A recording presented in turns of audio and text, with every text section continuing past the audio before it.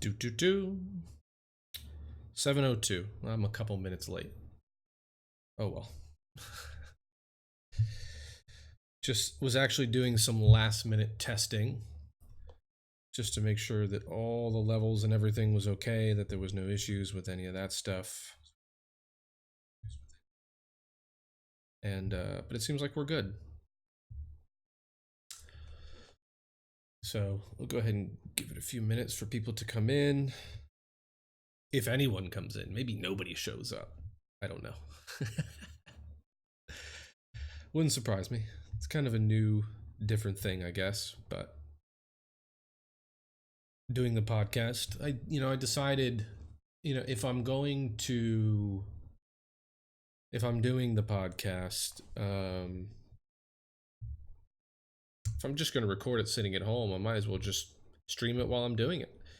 So that way people can engage and we can have conversations on the fly. So it's kind of a new thing, but we'll see how it goes. If it's not any good, I won't do it. I won't do it again the next time. It's all right.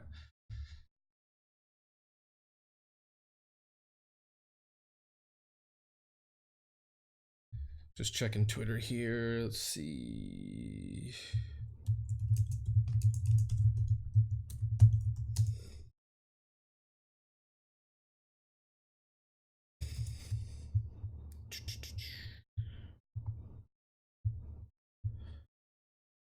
Go ahead and I'm live. Don't know if this will make a difference, but I'll post it anyways. And see who shows up. No one shows up, no one shows up. Or if a few people show up, a few people show up. That's okay. All right. Have everything else ready here. Yes. Go ahead and start recording and get things started.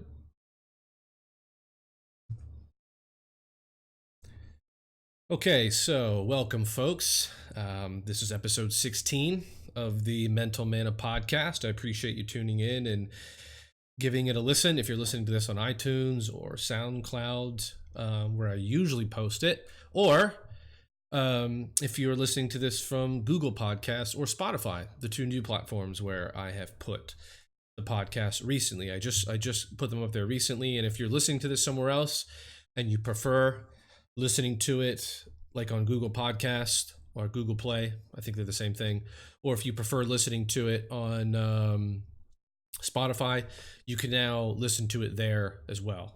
So a lot more options to choose from. And I'm also currently live streaming this episode right now. So kind of something new and different. I've played with the idea of live streaming the podcast on Twitch, just kind of for fun and seeing how it goes, and seeing if people like it or not. But this is my first time doing it, just to give it a try. And so if you hear me engaging with a Twitch chat or using Twitch lingo in any way, and you're just listening to the audio version of this, the podcast, then that's why. So like I said, we'll see how it goes, and if I like it, I may do it again, and if not, I'll just stick to doing the regular audio version. So Lobster EDH is in the Twitch chat. Says, "Hey Will, how's it going?" Hello, Lobster. It's going great. Great week. Excited about the weekend, but who isn't, right? I mean, the weekend's the weekend. Aaliyah Dischain, hello from Spain. Hello, hola. ¿Cómo estás? Good to see you. Thanks for coming in, folks. And yeah, what I'm gonna be doing with this episode today, I don't have any guests this evening. And the main reason for that is because there's a big Mythic Championships that is coming up. And for the Mythic Championships, before these events, it's very difficult to get players to come on. Normally, I invite on a pro player, one of the best players in the world, to come and be my guest. And we talk about the mental aspects of the game and have conversations about it and help players such as yourself to learn so we can all improve. But before these big tournaments, they're busy preparing and traveling and things like that. So I wasn't able to get a guest to come on. But what I wanted to do, it actually worked out great, because what I wanted to do, and this is something I've wanted to do for a long time, and I've just never, I don't want to say never had the time to do it, because that's not accurate. I'm responsible for my podcast, so it's my fault. But I haven't put forth enough of an effort to do a purely Q&A episode where people ask me questions about the mental aspect of the game and I answer those questions. So that's what this episode is going to be today. It's going to be purely Q&A. On my Twitter, I asked for people to submit questions that they would like me to ask on this episode, and I would answer them. And I got a pretty good response. I got about 12 different questions here that I'm going to be answering. And before I get into that, I think it's important to state this, that some of these questions you may find don't affect you right now. Maybe you don't struggle with any of these things, or maybe you don't have an issue with any of these questions. Maybe you can't relate to them right now, but perhaps you have a friend or a teammate who does.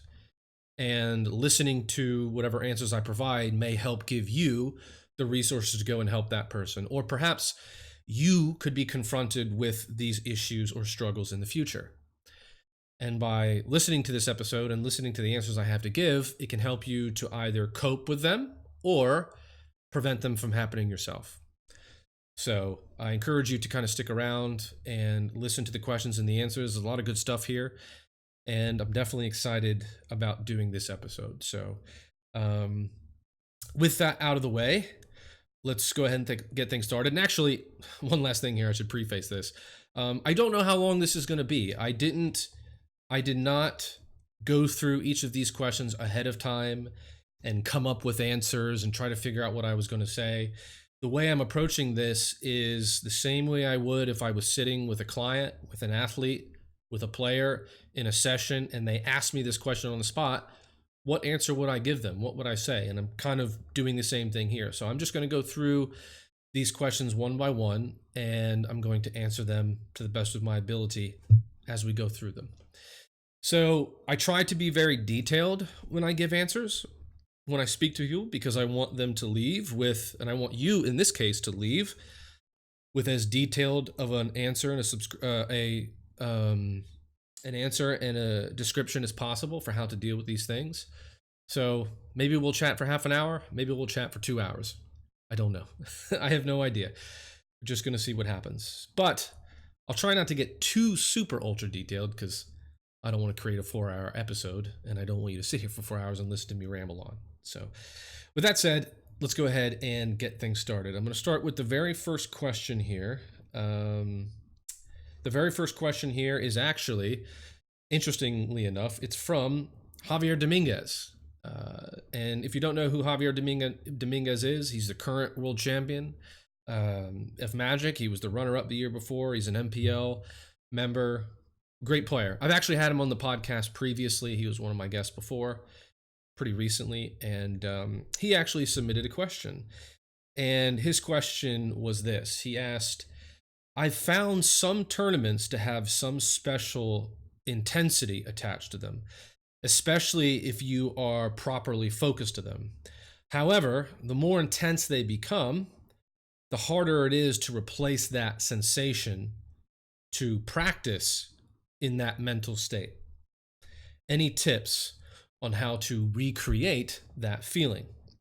So when Javier submitted this question to me originally, I read through it, and what I first thought he was trying to ask me was basically, okay, when I play in a high stakes event, such as the Mythic Championships, the World Championships, right? Because of the intensity of the environment, the intensity, quote unquote, of the tournament and how high stakes it is, it's easier for him to be very focused, very concentrated on the game and when he's playing because of how intense the environment is. But when he steps away from that environment, such as when you're sitting at home playing on Arena or lesser, quote unquote, lesser stakes events, having trouble being able to focus and concentrate and play your best in that kind of environment where it's not as intense. How do you deal with that? And so, Javier and I we had a little bit of a conversation about this through Twitter DMs, and the question actually got so much more complex because Twitter is obviously Twitter and you can't really ask a super in-depth question because of the character limitations, but we actually ended up climbing on Discord, he and I, and we had a conversation about this to try and get clear about what exactly he was talking about and what his question was more clearly. And we actually ended up coming to two things, talking about two things. And his question ended up being broken down into these two different things here. The first thing was essentially, in simple terms, I have trouble caring enough slash focusing enough slash trying my best outside of high stakes, high intensity tournaments. How can I get myself to care enough slash focus enough slash try my best, such as when I'm playing in home on arena or in lesser stakes event? How can I get myself to do all those things the same as if I was playing at a higher intensity event like a Mythic Championships or World Championships? That was the first thing. And then the second thing was he was talking about how this lack of care slash concentration, for example, affected his sideboarding. So the way he described it was he would come up with a sideboard plan for a certain matchup, right? He would formulate a sideboard for his deck, and he would have a sideboard plan for each specific matchup. But then there would be many instances where he would be playing in a tournament and he would deviate from that plan. So he wouldn't bring in Blood Moon when he was supposed to, or whatever other cards. He would end up just deviating from the plan that he came up with. And he was asking me if I thought that was a bad thing, or how he could get himself to focus better and stick to the plans that he comes up with, that he creates outside of the tournaments. Now, I know that's a lot I just said there, so I'm going to parse through it. So going back to the first thing, talking about the intensity of the environment, how what he was asking, how can I get myself to care enough slash focus enough slash try my best in these non-high stakes, non-intense environments like playing at home on arena or other events such as, things like that. And what I told him was, and I would tell all of you listening this the same thing, is you can't. To put it simply, you cannot recreate that environment. That super, we call that in psychology, we have a term for that. It's called flow state, or state of flow. We call it flow. Where you just you hear the term a lot called in the zone is used to describe it. It's the same thing. It's where you're kind of in this effortless, almost, I know this is going to sound kind of cheesy, but quote unquote out of body type level of focus, where your mind and body just kind of take over and you're just so present and so in the moment and so immersed in what you're doing that things are just happening. And in a very high stakes, high intensity environment, that can happen a lot. That can happen because of the nature of that environment.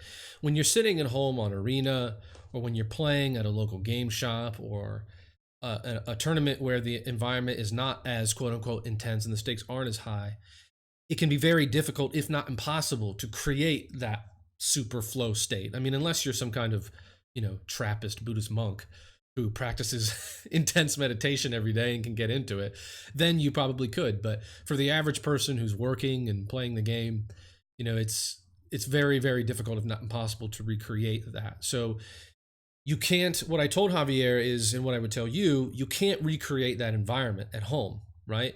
Going to a live event like what Javier's been to, right? Take the World Championships, for example, being in that environment, in that auditorium with people there watching, with the TV screens, with the cameras, with the lights, you can feel the environment. And, it's not the same as when you're sitting at home. The main thing that he had talked about was sitting at home playing on arena, whether it was the MPL Weekly Spark or other things. You can't recreate that live environment, that high intense environment. You can't create those sensations, the sights, the feelings, the smells, everything. You can't, the lights, the cameras, you can't recreate that at home. But you still need to find a way to focus, to concentrate, to get the best out of yourself, to play to the best of your ability, right? So how do you do that? And the way you do that is what I told Javier, and again, what I would tell you is, you can't recreate the environment, but what you can do and you want to do is to recreate the habits and the routines that you put into practice in that environment. So, for example, one of the things that I think Javier does really well is I think he approaches tournaments with a great mindset. He doesn't focus on results. He doesn't focus on winning or losing. He focuses on just trying to play tight, great technical Magic, play to the best of his ability. He doesn't, he's very good at controlling his emotions. He doesn't tilt off very often, if ever. He's a great attitude during his games. He doesn't overreact to things. He doesn't underreact to things. He's very in control of his mental state, for large portions or for the entire tournament. He does a very good job of approaching things well. So I asked him, for example, I said, so take that, how would you approach a major tournament, a high intensity tournament? Approach playing at home on Arena the same way. Approach it with the same care and the same intensity and the same mindset that you would if you were playing in a high stakes live event. That's the first thing. The second thing I said is little details. So for example, and again, I think if you're listening to this, it's something we all can relate to. I play Arena as well. I'm grinding the Mythic Ladder. It's something that we all experience when we play at home. But also be aware, I said to him, think about how what's your posture like when you're sitting and you're playing. Do you sit slouch? When you're sitting at home and you're playing Arena, you can put your feet up on the desk, or you can sit back in your chair and you can be really just kind of laid back. But I said, when you're playing at a major tournament, at a live event, under the lights, what do? You sit straight, you have good posture, good physical presence. I said, do the same thing when you're sitting at home playing on Arena. Create good posture. Create a good physical presence. The third thing is again, when you're playing these games and these matches, in these high stakes events, what's your mindset and your emotional state like when you experience things? So do you tilt off or no? Obviously for Javier, it's no. It's like, okay, take that same approach and apply it to your games and your matches actually during the games. Treat it the same way. Be aware of what your inner dialogue is like. Be aware of what your emotional state is like. Don't allow yourself to tilt off. Exercise control of all those things the same way you would if you were playing at a high stakes live event under the lights, under the cameras. And so that was basically what we talked about, is you can't recreate the environment itself. That is special to that specific tournament or that specific level of a tournament. But what you can and want to create are the habits and routines that you do when you go in to those environments. And you may ask, well, why is that important? Why is it important to have good posture when you're sitting at home playing Arena? Or why does it matter if I, tilt off at home, as long as I make sure I don't do it at the tournaments?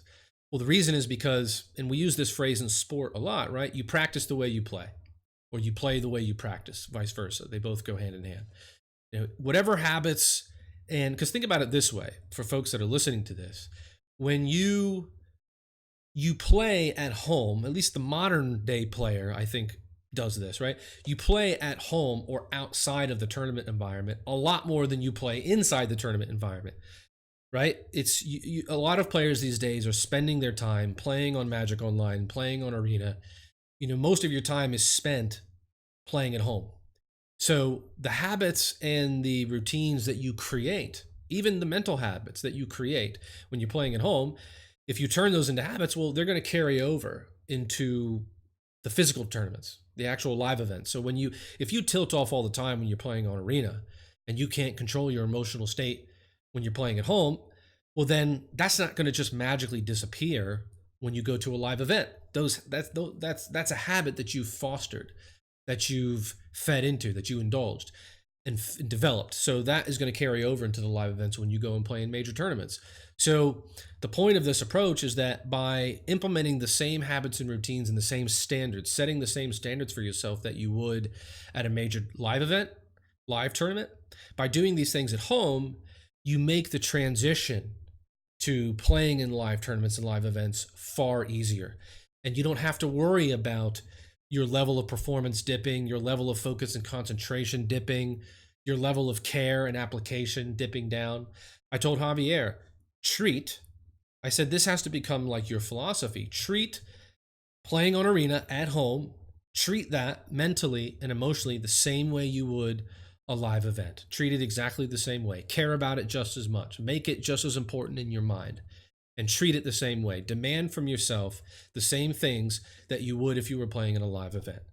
And he was very satisfied with that answer, and he found it very helpful. So, like I said, like we even talked about when you're sitting at home, and this may help some of you who are listening to this now, when you're sitting at home and you're playing Arena and you've dedicated time to grinding the ladder, or you're going to grind the ladder for the next few hours, or you're going to play in an MCQ and you need to concentrate, shut that door behind you. Shut that door. Block out the noise. Block out anything outside there. Or if anything, just shut that door to signify to your brain, okay, this is magic time now. I'm going to be playing, performing now. Shutting that door can kind of act as that trigger that, okay, it's go time, So little things like that can make a big difference in getting you to care enough / focus enough / try your best. So again, one last time, because I think it's important. I hate to sound like a broken record, but you cannot recreate the intensity of the major tournament environment. That is special and unique to that tournament and that environment. But what you can and want to recreate are the habits and routines that you would implement and use in that environment. So that way, by practicing them all the time at home and outside of that environment, even when you're just play testing with your team or your friends at the local shop, by implementing these habits and routines outside of that environment, you can transition them into that environment and do well. So that was the first thing. And then the second thing that we had talked about was with the sideboarding issue. And basically it came down to intuition. And I have Gash here in the Twitch live stream chat. Hello, Gash. Thanks for joining. Good to see you. So he was talking about this issue where he would come up with a sideboard plan for specific matchups, and then he would find himself going against his own sideboard plan and not trusting it, essentially. And he was curious if maybe whether this was an issue of trust, not trusting himself enough. And the answer that we came to and that he was satisfied with was, it's not I don't think it's a bad thing. I don't think it's a bad thing to deviate from your sideboard plan. And for those of you that are listening, I think this is important, this is what we were discussing with Javier, was there is an element of, yes, Magic is a very information and strategy dense game, right? And information and strategy is important. You need to have a plan for each of your matchups. It's good to have a sideboard plan for each of your matchups, but there is also, and LSV has talked about how he does this quite a lot, there is an element of intuition that comes into Magic. Feeling, trusting your gut, trusting your feeling, right? Because yes, Magic is a very information dense game, but you don't always have all the information. In fact, most of the time you don't have all the information. All you can do is infer things and make estimations and guess lines of play based on what you're seeing as the game unfolds and the decisions and actions that your opponent is making. So you're always, not always, but oftentimes when you're playing Magic, you're operating with an incomplete picture. And information and strategy is only going to take you so far. There is an element of gut feeling and intuition that you have to be able to lean on and trust oftentimes when you're playing. And we talked about with Javier how, look, if you have a sideboard guide for a specific matchup, and that sideboard guide says bring in Blood Moon in this matchup, and you sit down to play against this matchup, and for whatever reason, maybe your opponent's deck is different than the normal versions of this matchup that you're playing against, or perhaps for whatever reason, you just have this feeling, this intuition that tells you not to bring it in this matchup.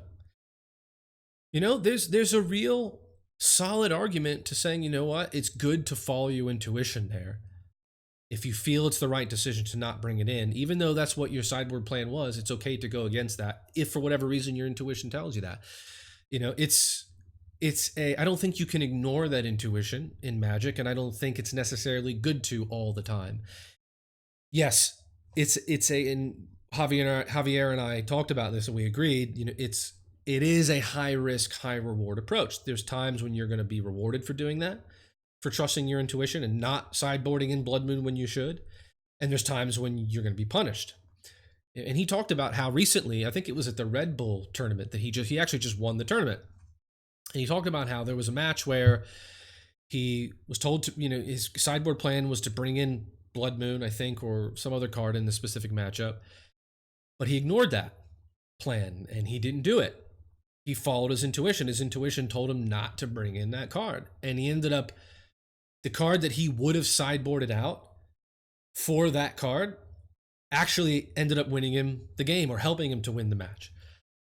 So his intuition in that situation served him well, and he won. It benefited him in that situation. In another situation, he could have been punished, and in another situation, he will be punished for following that intuition. But he said he's okay with that.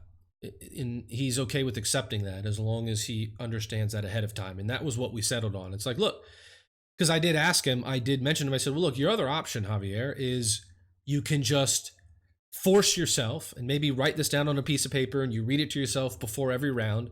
Say, no matter what, I am going to follow this sideboard guide no matter what. I have a plan, stick to it, don't deviate from it, right?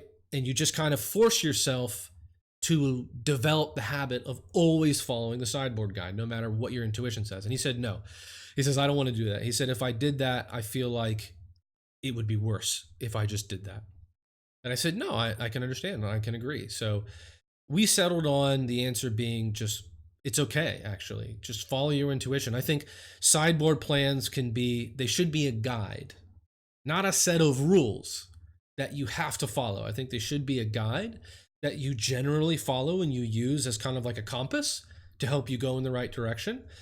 But then if you're playing your matches and you feel, for whatever reason, that intuitive feeling, or you've seen something from your opponent that makes you convinced that you shouldn't bring that in, even though your plan says to, or vice versa, if you feel you need to bring in a card, even though it's not normally part of your plan, right? It's not normally something you would bring in, then I think it's good to follow that intuition and trust in it. And like I said, it will reward you sometimes, it will punish you sometimes, but I think that element of tuition and gut feeling is important.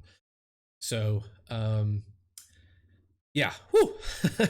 That was the long answer to Javier's question. And like I said, we hopped on, it was very complex and something you couldn't really get to the root of on Twitter. So we hopped on Discord and talked about it some more. And he was happy with what we would talk about and the answers we came up with. So that's what counts at the end of the day. So hopefully that helps you if you had questions about a similar issue. Okay. Let's see. Lobster says here in Twitch chat, flow is when you cleanly play around the Flusterstorm you've had a soul read on for the last 3 turn cycles. Yeah, right.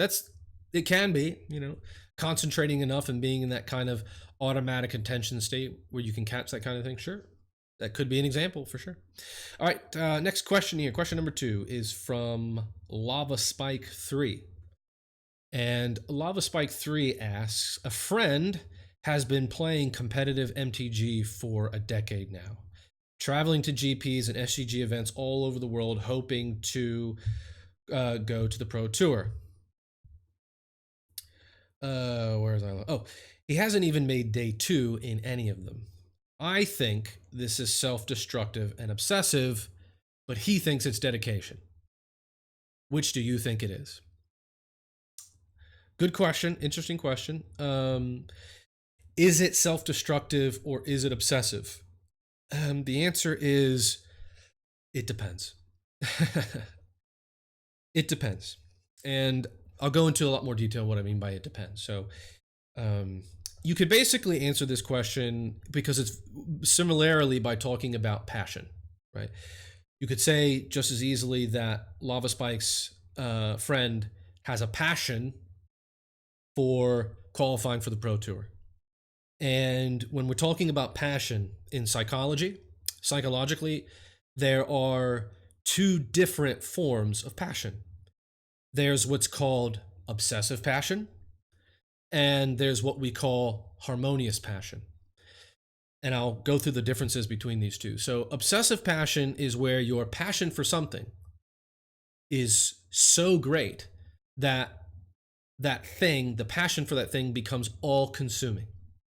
It takes over your life, and it has a disruptive, detrimental effect on things outside of that passion, such as your relationships, your family, your friends, your career, your education, things like that.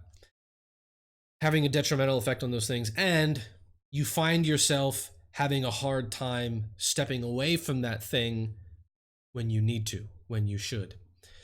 It's having a detrimental effect on your physical health. It's having a detrimental effect on your mental health. And it is leading you down the road to physical and mental burnout. That's what obsessive passion is.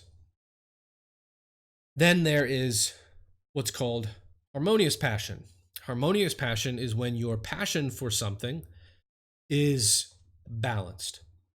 You're able to be passionate about this thing and pursue it with commitment and dedication without it having a detrimental effect on your personal life, your relationships, your family, your friends, your career, your education, etc., etc. It's when your relationship with something is balanced enough to where you are able to step away from it when you should, when you need to, when it's healthy to do so. It's when your relationship with something allows you to create good physical and mental health and maintain those things. And it's when your relationship with something doesn't lead you down the road to mental and physical burnout.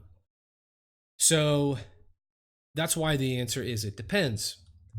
Obviously, I haven't spoken to your friend in detail. I don't know what their situation is, and I'm not sure if you have either, Lava Spike, but the answer is if his pursuit of qualifying for the PT, if traveling to the GPs and SCG events, if doing these things, if his passion for these things is causing him to, if these things are having a negative, detrimental effect on his relationships, on his family, on his friends, on his career, on his education, if he's in school, on his mental health, on his physical health, if it's causing him to have an unhealthy relationship with Magic where he can't step away from the game, if it's causing him to get burnt out, or he's even now playing in a state of being mentally and physically burnt out, then the answer is yes, it is self-destructive and it is obsessive in a bad way. It's obsessive passion, and obsessive passion is not good. However, if his obsession or dedication to traveling to these GPs and these SCG events and trying to qualify for the Pro Tour, if these things are done in a healthy way, in a healthy approach, in a balanced way, where it's not having an effect on his relationships, on his family, on his friends, on his career, on his school, if he's in school, if it's not having a detrimental effect on his physical and mental health, if he's able to step away from the game when he needs to and when he should, and if he's able to go after these things and pursue these things without being burnt out, then that obsession, that passion is okay. That's harmonious passion. He has a harmonious relationship with that. So it really just depends on how pursuing these things is affecting his life. If it's having a bad effect, it is self-destructive. If it's not having a bad effect and he's able to balance those things out, then it's okay. There's nothing wrong with it.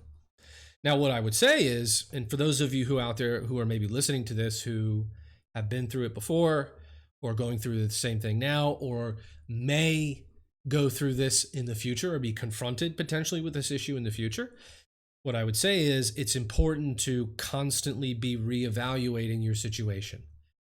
Constantly be reevaluating it, because it can be easy to fall into the trap of transforming into obsessive passion. You can start out having a harmonious passion and a healthy relationship and a healthy balance towards getting onto the Pro Tour.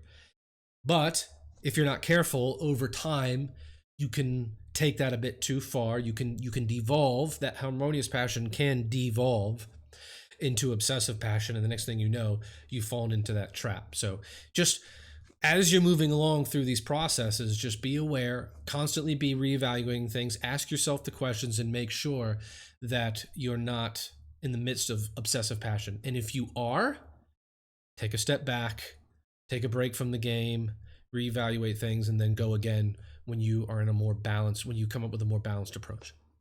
Okay, so that's the answer to that question. Thank you, Lava Spike. That was a great question. I appreciate it. Third question here we have from Josh L.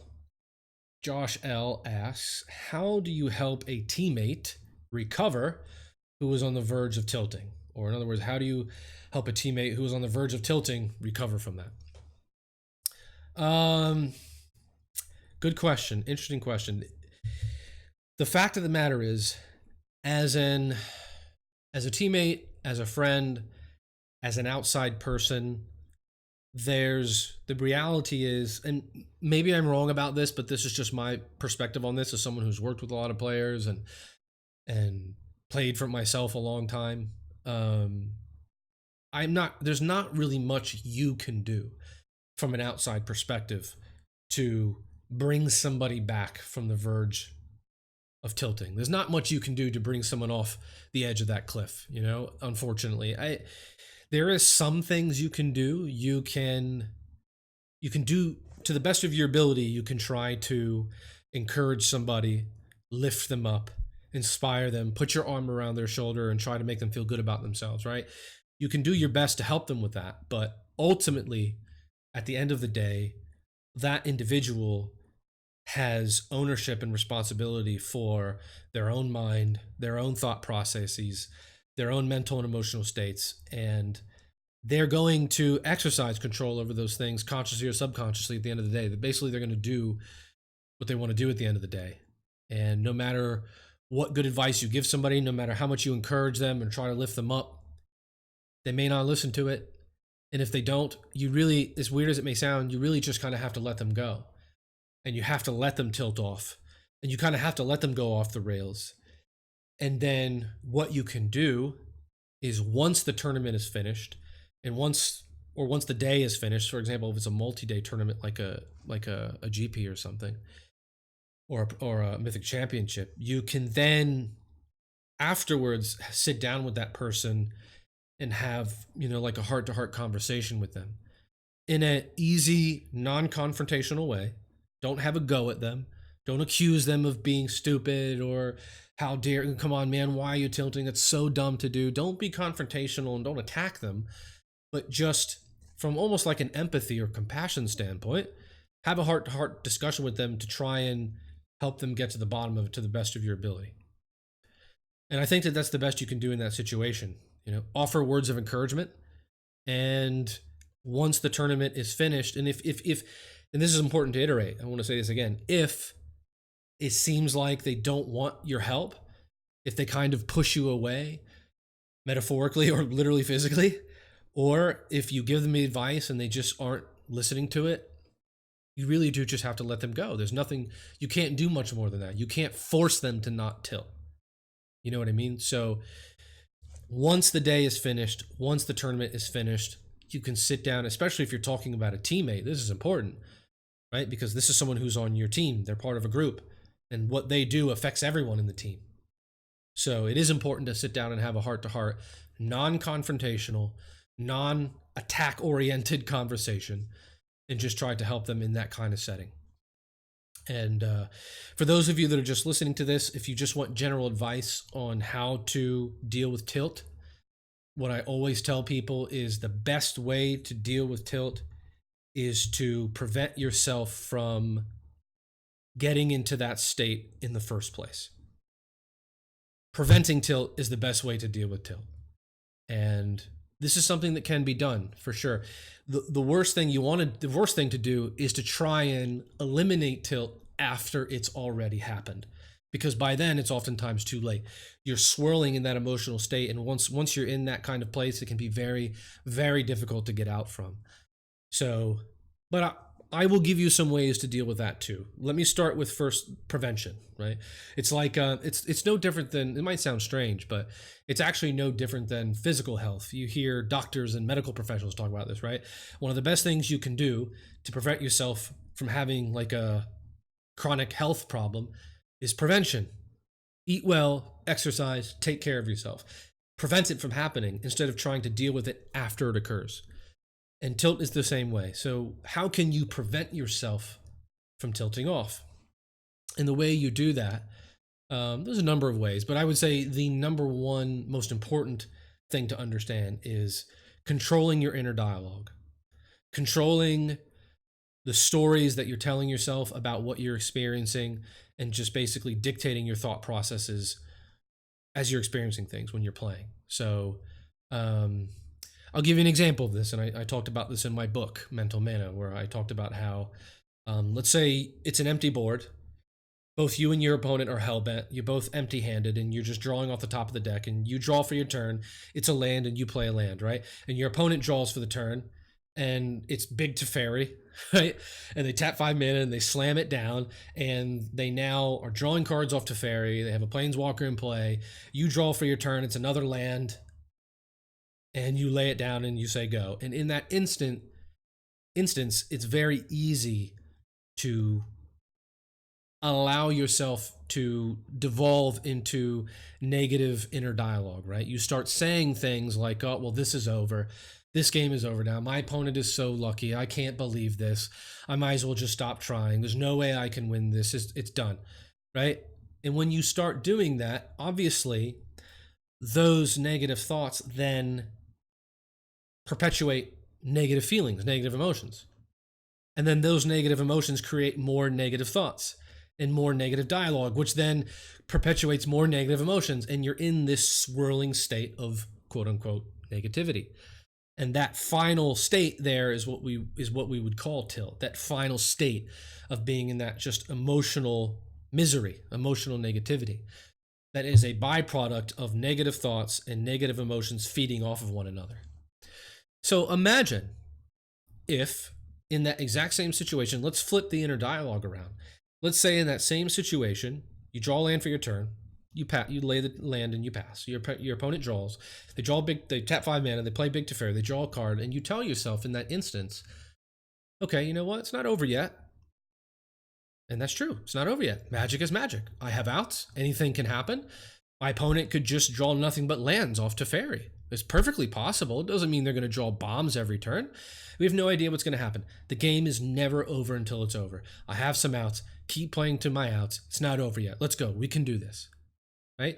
If you created that kind of inner dialogue in that moment when you experience that horrific experience with Teferi coming down, right? If you had that kind of inner dialogue when you experienced that, what kind of emotional reaction do you think you would have? Well, it would change your emotional reaction. You would have optimism. You would have positivity. You would have confidence, determination. It completely changes how you emotionally react to the situation. And it keeps you out of that swirling state of tilt that just feeds on itself. And that's why tilt is so hard to get out of, because it's very poisonous and self-fulfilling. It just feeds on itself. And so you just, by changing your inner dialogue and making it more positive and more empowering and more optimistic and more confident. I'm not saying that it's going to guarantee you win the game. You might still lose the game. Absolutely. If Teferi hits an empty board with players with empty hands, the reality is that it's going to be very difficult for you to win. But what's your option in that scenario? You can either immediately concede and move on to the next game, or if you're going to choose to continue playing, allowing yourself to devolve into a state of tilt is not only going to lose you that game, it could lose you the match, and it could have a negative effect on the rest of your tournament.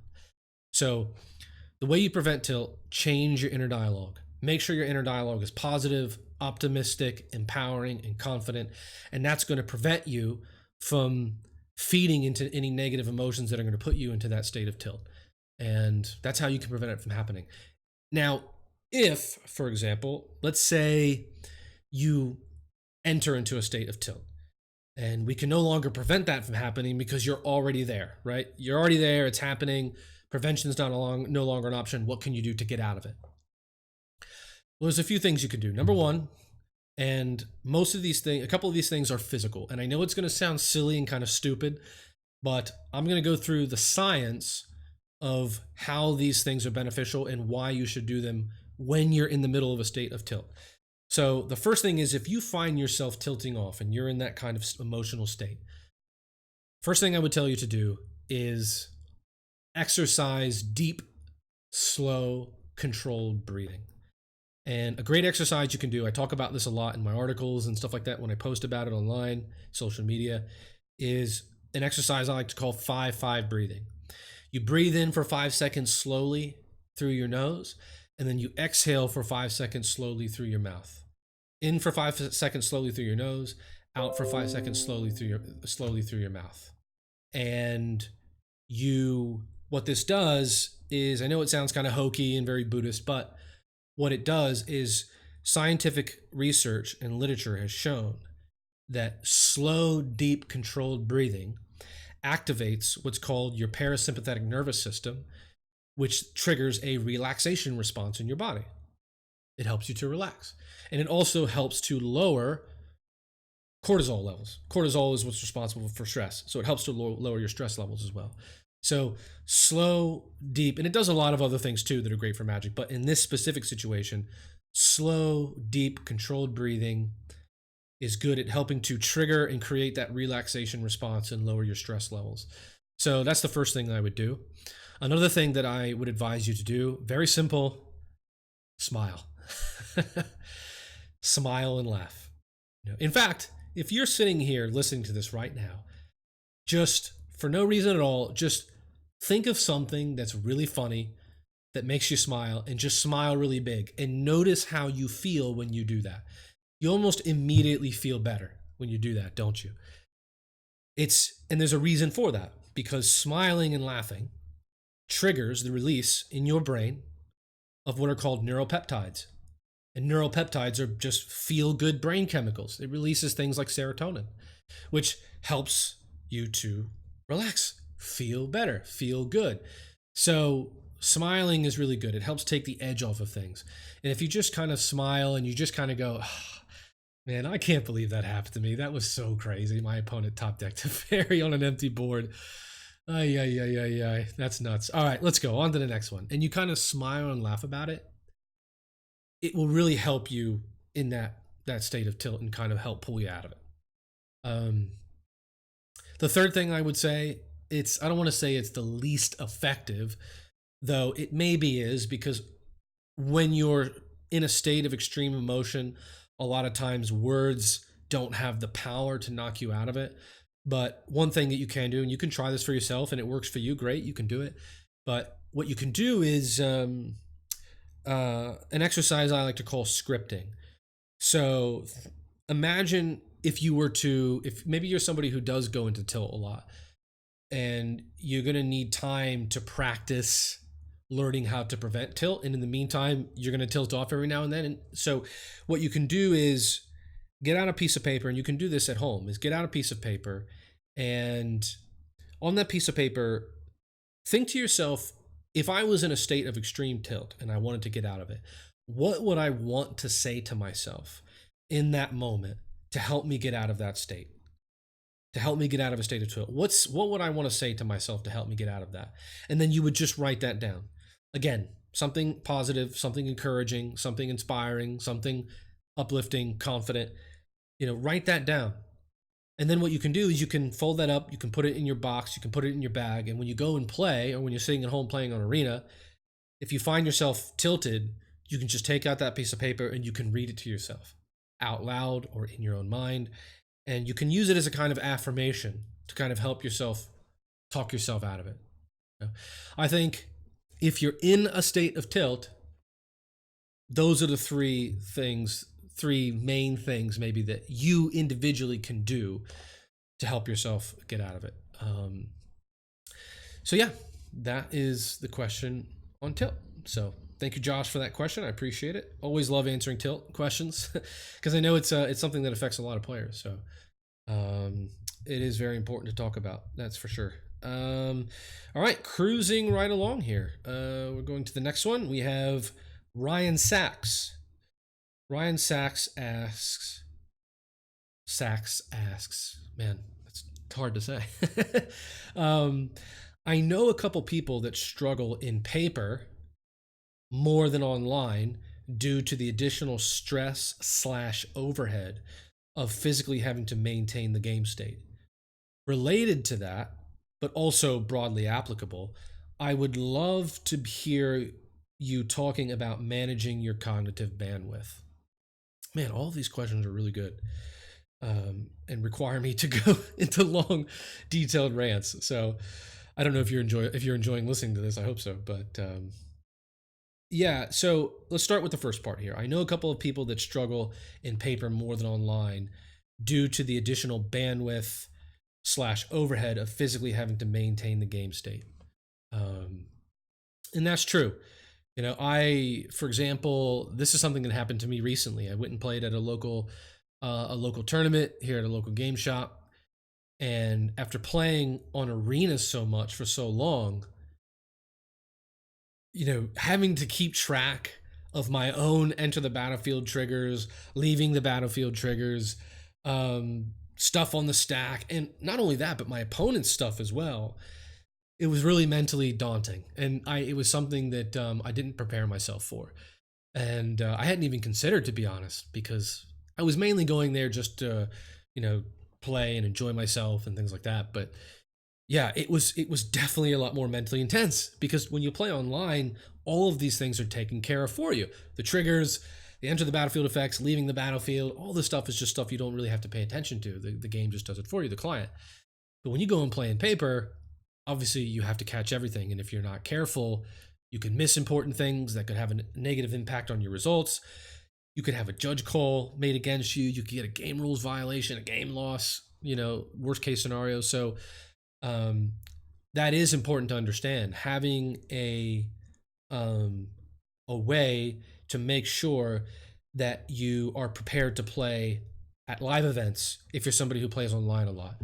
And what I would advise to make sure that you don't have an issue with that is, let's say that you're going to go and play in a paper tournament, and it's something that you're planning and it's happening in a week or 2 weeks or sometime in the future.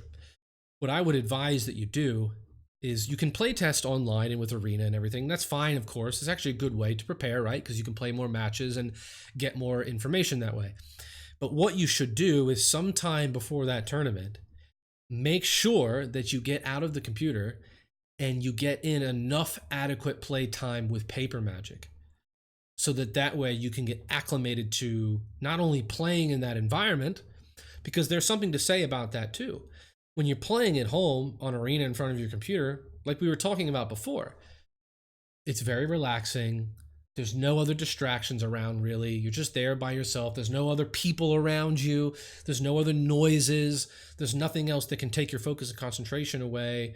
There's no weight of the quote unquote pressure. I don't like to use that word because I don't think people need to feel pressure when they play, but just for argument's sake, the pressure of the tournament, like you're not really feeling that when you're just at home. You can play in your pajamas. It's very simple and straightforward.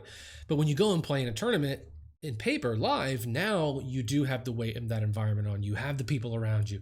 You have the sights, the sounds, the smells, the distractions, the noises, right? You have the triggers and everything that you have to keep track of. So if you want to get acclimated to playing and being able to efficiently play your best in a live event, you need to get off the computer and give yourself enough time to play Paper Magic so that you can get acclimated to that. Go to your local store, play in a tournament there, get yourself surrounded by people so you can get acclimated to feeling people next to you, sitting in a tight space, hearing distracting noises, having to keep track of your own triggers and think about things and play with the cards in your hand. I think it's important to do that, to get out there and get used to it that way. And that will help you transition into the tournament and make it a lot easier on that day or that weekend. So that's what I would say about that. Related to, but also broadly applicable, I would love to hear you talking about managing your cognitive bandwidth. And what I'm going to interpret that as, and Ryan, feel free to message me later if you think I got this wrong or if I interpreted it incorrectly, but preventing mental burnout, using your brain effectively and efficiently.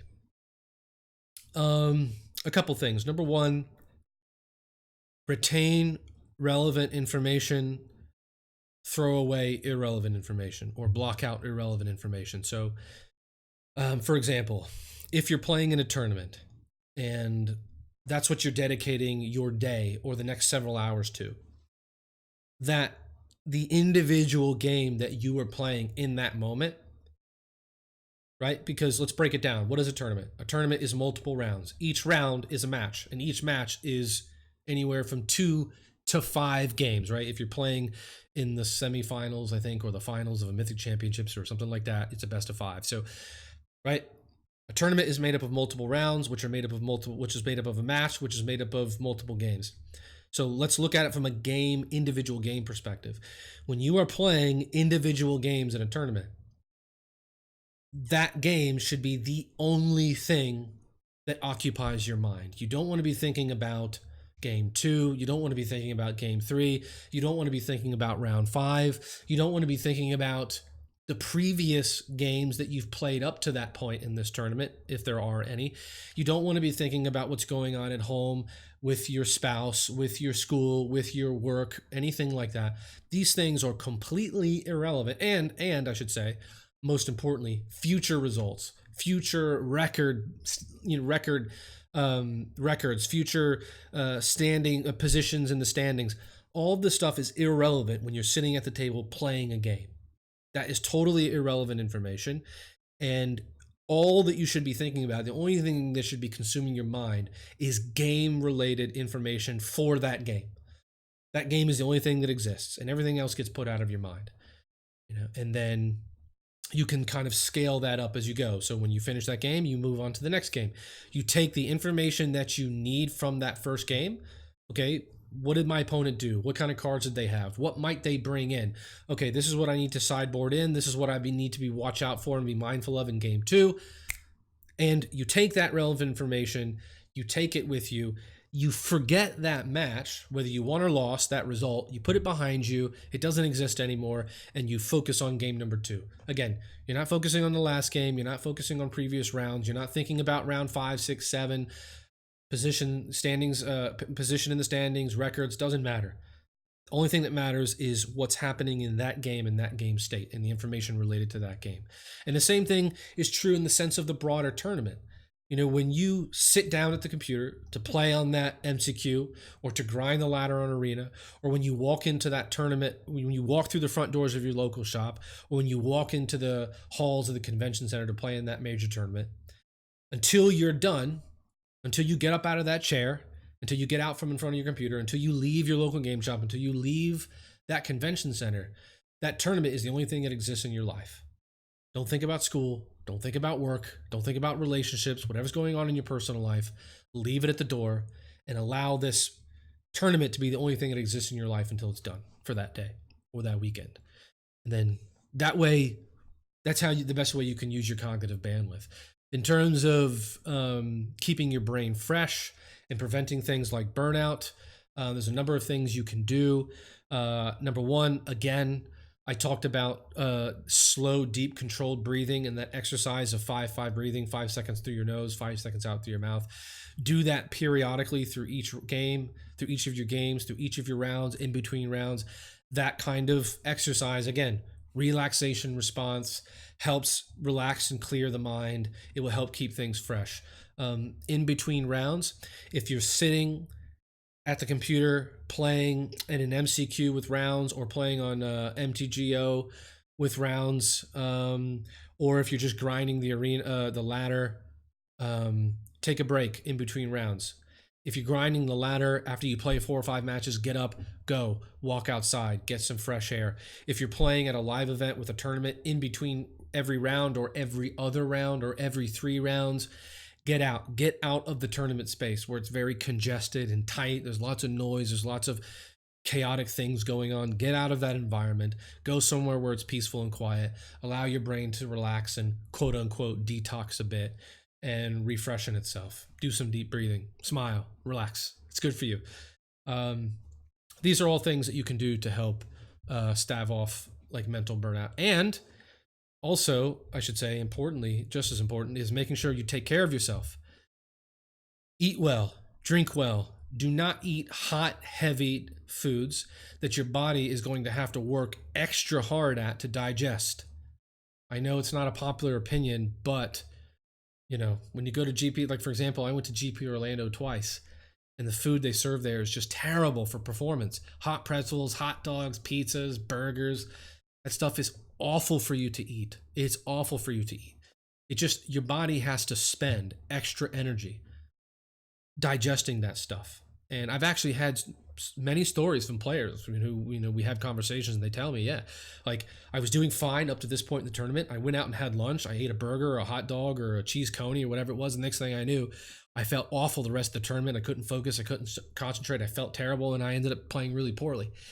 It's just not worth it at the end of the day. So eat the right things. Eat light foods that don't require your body a lot of energy to use to digest. Light foods with unrefined carbohydrates, because carbs are good for energy. Things like what I always advocate people do is take a jar of peanut butter with you, put it in your bag with a spoon. Obviously, if you're allergic to peanut butter or peanuts, then you can't do this. But just as a general example, it can be anything you want that fits this description. But peanut butter is great. It's filling. It has a high satiation index, which means low amounts of it can make you feel very full. And it has healthy carbs, unrefined carbs in it, and it's good for you. So something like that. Another thing you can do is homemade smoothies, fruit and vegetable smoothies, because fruits are high in carbs, unrefined carbs, which is good. The classic ones you hear all the time, trail mix, bananas, stuff like that. This stuff is good. Just stay away from really hot, heavy foods that requires your body extra energy to digest. And secondly, water. Water. The fact of the matter is, nothing beats water. Plain and simple. Red Bull is not any, energy drinks. This stuff is terrible for you. The studies behind these drinks show how awful they are. Soda, even stuff like Gatorade, this stuff is just sugar liquid. And although it may give you a short burst of energy, it's going to result in an inevitable sugar crash. And if you need energy, take care of yourself properly beforehand, so you don't need an energy drink or a soda. So exercise outside of Magic. The more you physically exercise, scientifically we know that physical exercise is good for the brain. It's good for mental health, and it will make your mind, physical fitness will give you mental fitness and mental stamina. So do that. Sleep well. Get ample sleep before a tournament, so that way your mind can stay fresh throughout the day. Get ample sleep every night between days of a tournament, so you can keep your mind fresh. All of these things are good and will help stave off that mental burnout. Okay, so thank you, Ryan. I hope I answered your question, and I appreciate you stopping through. Next question here, chucking along. Adrian Camilleri asks, it is often said that growth as a Magic player depends on who you surround yourself with. Do you have any tips for introverted, non-social people to get outside of their comfort zone and develop those mutually beneficial relationships? Again, these are great questions. These are really, really good questions. And that is true, right? It is important. You often hear some of the best players in the game talk about this, how, for example, going back to Javier Dominguez, I had him on the podcast fairly recently, and he mentioned how his progress as a player, his growth as a player, really only started happening when he started playing with better players than him, and he realized just how little he knew about Magic. That's what he said to me. And surrounding yourself with players who are at your level or better than you is important for your own growth and development, to make you better. So, but the reality is, as Adrian said here, is true. Maybe if you're listening to this, maybe this describes yourself. Even if it doesn't, there are people out there who are very introverted, they're very non-social, and it's difficult for them to get outside their comfort zones and develop those relationships that could benefit their game. So how do you do that? The first thing I would say is patiently. Even though that is important for your growth and development, it's a good thing to pursue, don't force yourself to do it unnecessarily or too quickly. If you are very introverted, if you are very non-social, if you have something like social anxiety, tiptoe your way into that, I guess would be the best way to. I'm trying to think of a good way to describe it. Tiptoe your way into that. Take small steps. Maybe start by making acquaintances with one person. Go start by going to your local shop. Start by going there and putting yourself in an environment where there's lots of people, and get acclimated and kind of used to being in that environment. And then maybe you can take the next step after that. You can become friends, or you can become friends with somebody and play with them individually, one-on-one, more often, where you and that person play test together and practice together and come up with brews together, stuff like that. And then from there, you can expand it into another person. And then as you get more comfortable, you can expand it into another person, but the point is, just go at a pace that feels comfortable for you. Don't feel like you have to force it. Don't feel like you have to immediately jump into a group and surround yourself with 10 people. It doesn't have to be that way. Just do whatever feels comfortable for you. If at some point that does feel comfortable and you feel like, hey, you know what? I can go and approach an already established group of people or a team and ask if I can be part of that. I feel comfortable doing that now. Go ahead and go for it. If it feels right, that's okay. Nothing wrong with that. Give it a shot. But patience and pacing, I think, is the important thing. To just be patient with that. And be self-compassionate too. If you give it a shot and you find that it just overwhelms you trying to do that, don't be afraid to take a step back, start over again, and do not beat yourself up over that. Don't say, gosh, I'm so ridiculous. I can't believe I can't even talk to people or make friends or ask to join a group without, feeling bad when I get rejected. And, I'm awful for feeling this way. That's not true at all. It is not true at all. There's nothing wrong with feeling that way. It's a perfectly normal human response. No one likes to be rejected. It can be uncomfortable approaching maybe people you don't know. It's not an easy thing to do. So be self-compassionate. Don't beat yourself up. Just start again. And when you feel ready, take that next step forward, tiptoe back into it, and just see where you go. Patience and pace, I would say, is the important thing when it comes to that. So thank you, Adrian. I hope that answered your question. If it didn't, like I said, reach out to me on Twitter, send me a message, and I'm happy to talk about it some more. To try and get it right. All right, we're about halfway through here, or getting halfway through. For those of you that are still tuned in, I appreciate it.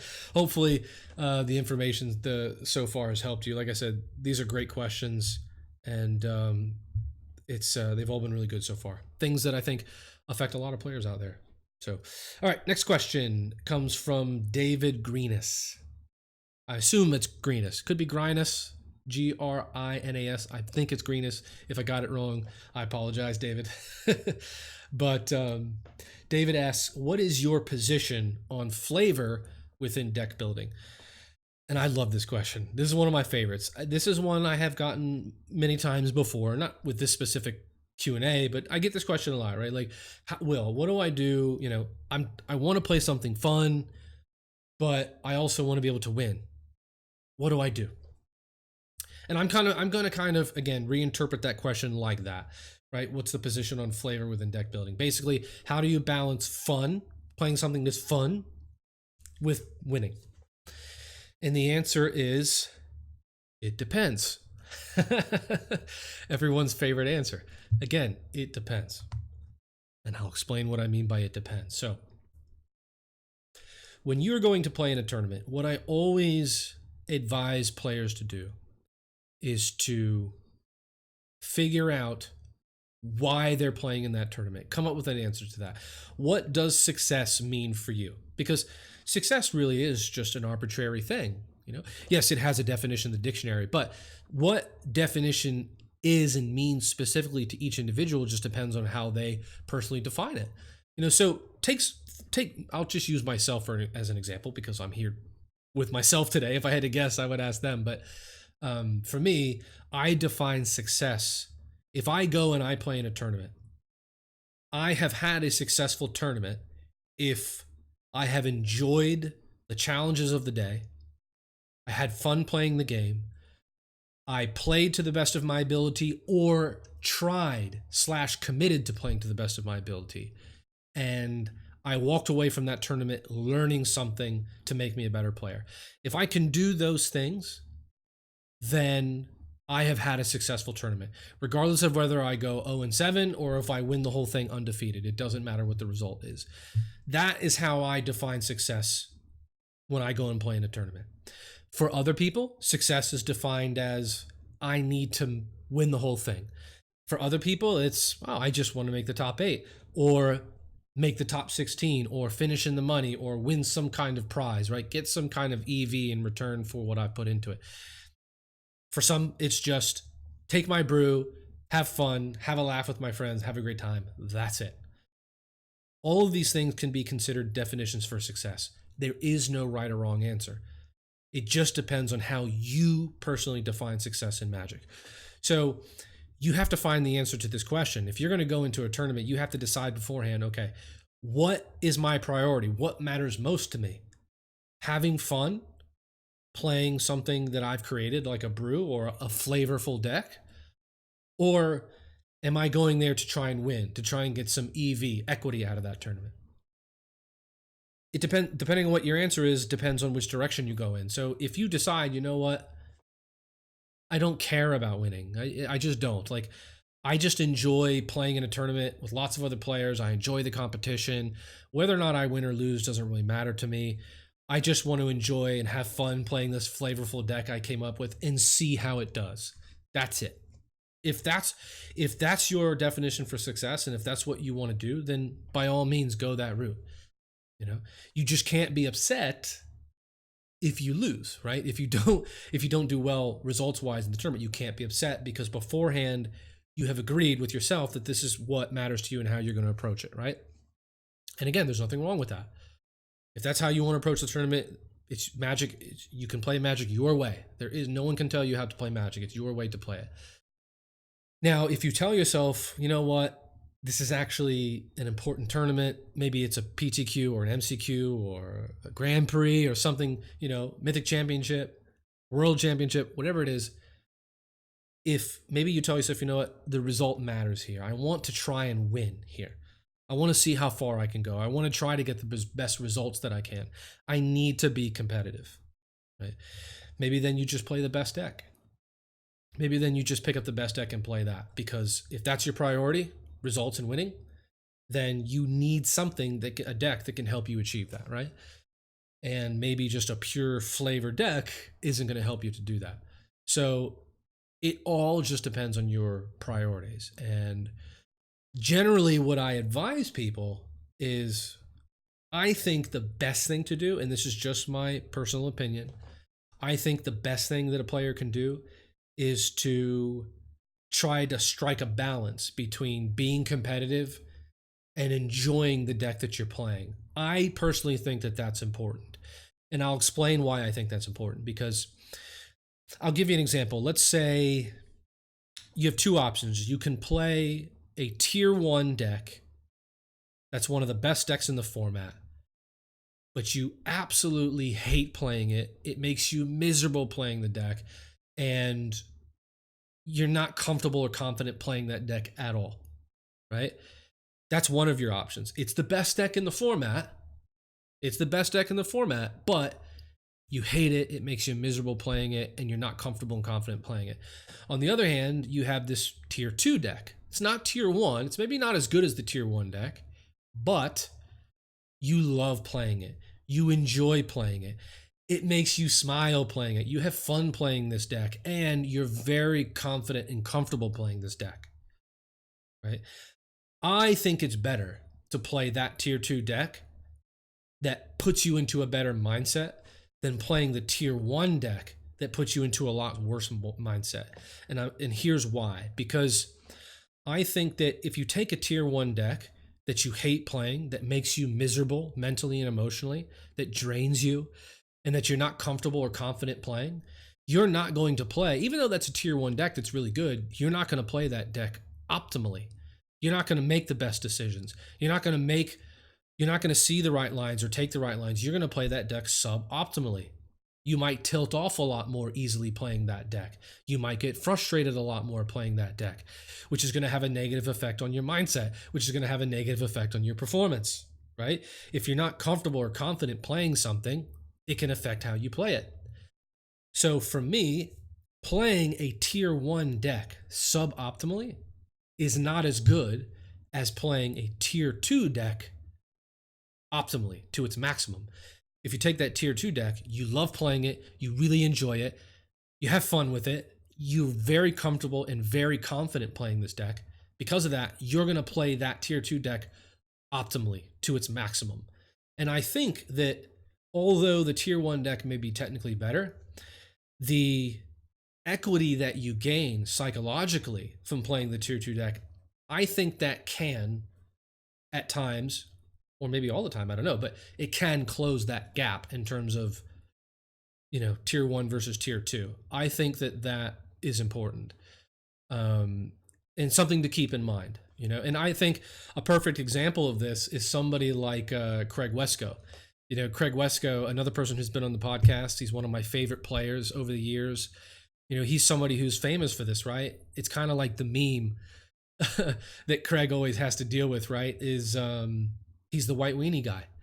No matter what tournament he goes to, no matter what he plays, he's always going to play white weenie, right? But even when it's tier 2, he'll play it. Why? And it makes sense. It's what he enjoys playing. It's what brings the best out of him. It's what allows him to be in a good mental state when he's playing. It's what allows him to have fun playing Magic. And most importantly, it's what makes him the most comfortable and confident when he plays. He's comfortable and confident playing white weenie decks. He knows how to play them very well. And even though a white weenie deck may be tier 2, the equity that he gains from that can help him defeat players who are playing tier 1 decks in a miserable, uncomfortable, unconfident state. You know what I mean? And it's also better for him than forcing himself to play a control deck that he hates playing, that he's not comfortable or confident playing. And he actually talked about that before. In the past, he tried to play control decks and it just made him miserable, and he just played terrible with them and he couldn't do it. So he just stuck with white weenie, and he's been very successful with that over the years. So I think the best thing to do is to find that balance. Try to, play something that can compete, that's competitive, but that you also enjoy playing, and that can allow you to be in a good mental state when you play it. And if the tier 1 deck in the format fits that criteria, great. Play the tier 1 deck. Absolutely. If it's a tier 2 deck that fits that criteria, don't be afraid to play the tier 2 deck. I think you gain more psychologically. I think that makes up for the power level of the tier 1 deck at times. You're better off playing a tier 2 deck optimally than playing a tier 1 deck suboptimally, in my opinion. Maybe that's wrong, I don't know, but that's what I think. Hard End Battle says, and Twitch here says, guys, just be like me. Go tier 24 deck. 32 rats, 4 Cosmotronic waves, 4 crash the throughs. It's a game. Have fun with it. Yeah, I mean, look, again, there's no right or wrong way to play Magic. If you're listening to this and, you just want to have fun and play 32 rats in your deck, go for it. Whatever makes you happy. That's the point at the end of the day. All right, next question here. These are the final 5 questions. Final 5 questions coming up here. The next one here is from Aggro Chase. Aggro asks, how would you go about making a healthy play group? As a bonus, how do you go about playing against deck types that you're not a fan of? So let's go ahead and parse those apart here. Number 1, how would you go about making a healthy play group? Healthy, I guess it depends on what you mean by healthy. I'm going to go over both aspects of that, the physical, quote unquote, physical/technical aspects and the psychological aspects of that. Number 1, obviously you want to, as I mentioned just earlier, if you can, you want the group that you play with to be players at your level or better than you. You cannot be afraid or too insecure to surround yourself with players who are at your level or better than you. It's okay to lose against players like that. In fact, you should want to lose against players like that. That's how you learn. Learning comes from losing. Don't be afraid to lose. The more you lose outside of outside the tournament environment, the more you can win in the tournament environment. because all that losing you're doing outside the tournament is going to help you learn and improve your game, which you can then take with you into the tournament and get better results. So surround yourself with players on a technical level who are at your level or better than you. And don't worry about how far ahead of you they are now. It doesn't matter. Don't be insecure or feel awkward about that. Surround yourself with those players and learn from them, feed off of them so that you can become better, and eventually you will reach their level too. And you will see that transition into your tournament results. So that's the first thing. Secondly, though, this is a mental game podcast, so I think this is important to touch on, is the mental aspect, the psychological aspects of having a good group.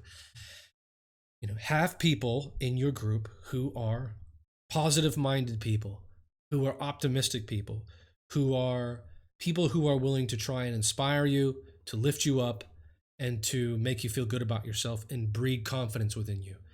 If you surround yourself with people who are always bringing you down, bringing down your ideas, shooting you down every time you lose, giving you grief for it, making fun of you, whatever it is, and just really creating a negative environment, or even if they're not treating you poorly, maybe they're players who just tilt off a lot, they're always angry, they're always frustrated, they're just generally quote unquote negative people, that obviously creates a toxic environment, which can have a negative effect on everybody else within that group. So not only is it important to have good players in your group, you need to have good people who are going to help you develop the technical skills that you need to succeed, but people who are also going to help you foster and reinforce the mental skills and mental habits that you need to succeed.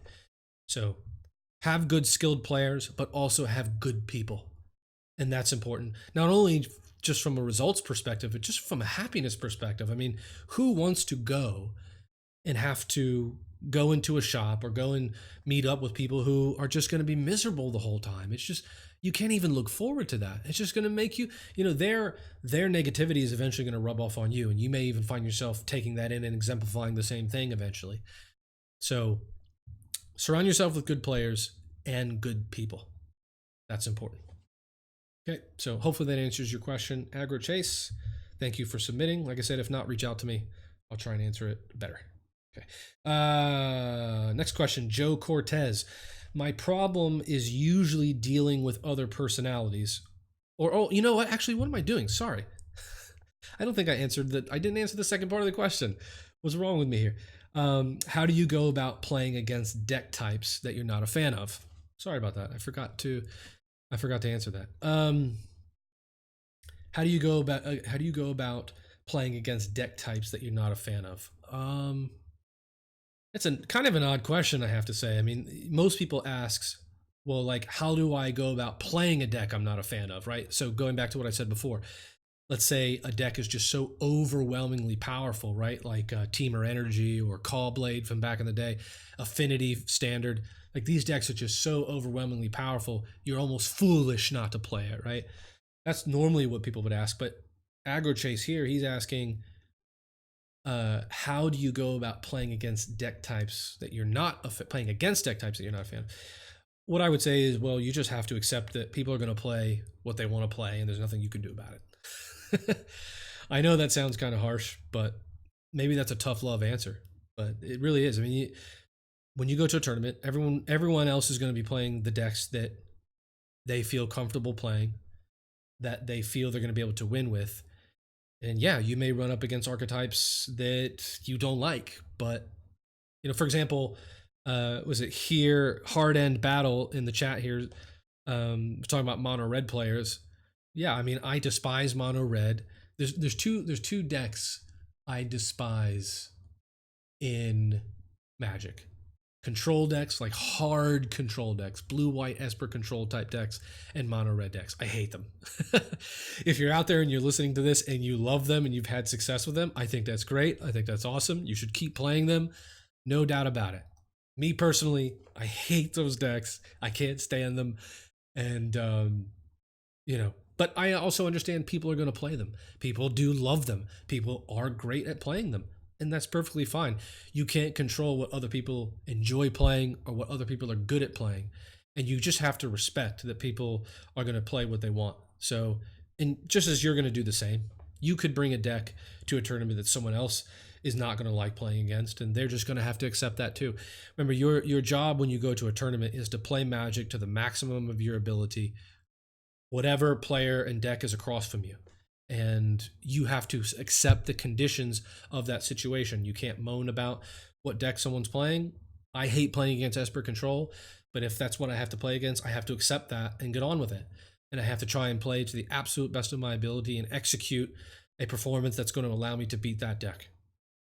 So that's the best way I could think to answer that question, Aggro. Just accept that people are going to play things you don't like and either deal with it and overcome it, or I don't know, stop playing Magic, I guess. But don't do that. Just deal with it, overcome it. That's the best thing you can do. All right, last few questions here now. Now we're getting to Joe Cortez. My problem is usually dealing with other personalities at the table. People such as rules lawyers, people with poor manners, etc., are infuriating.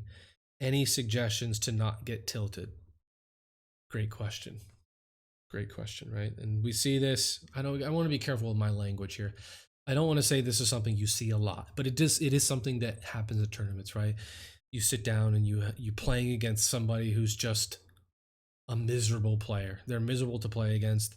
They're constantly rules lawyering you, or they're just really negative, and they just have a negative attitude or a negative vibe. You know, they're Debbie Downers. They're very salty. They tilt off very easily. You know, unfortunately, it's until every player out there can learn how to, I guess, behave better and have better attitudes and mindsets when they're playing, this is always going to be an issue, right? So, but all you can do in a situation like that is remind yourself that you have the control. Ultimately, you have complete control and dictation over who or what affects you. You know, it goes back to, for example, with tilt with cards. It's no different than tilt with cards in actuality. I mean, if your opponent slams down a huge threat on an empty board and you have no cards in hand, ultimately you get to decide how you react to that situation and whether or not that experience has a negative effect on you and affects your emotional state. The same thing is when you're playing against other players who are negative, who make the playing experience unenjoyable. You get to decide how you react to that and how that affects you. So I think the best thing you can always do is just, again, control that inner dialogue. Talk yourself through it. Have a conversation with yourself and talk yourself through it. Will, listen, or in your case, Joe, right?